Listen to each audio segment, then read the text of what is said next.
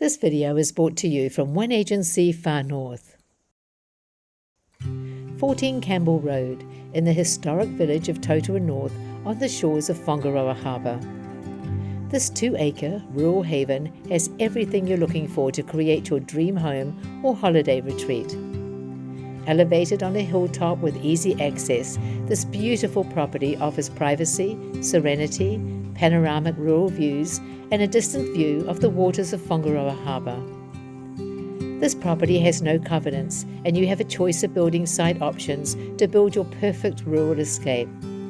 Here we've created a concept build using the jade design by Arcline Architecture to help illustrate the potential of this property. This property comes with a small shed and water tank.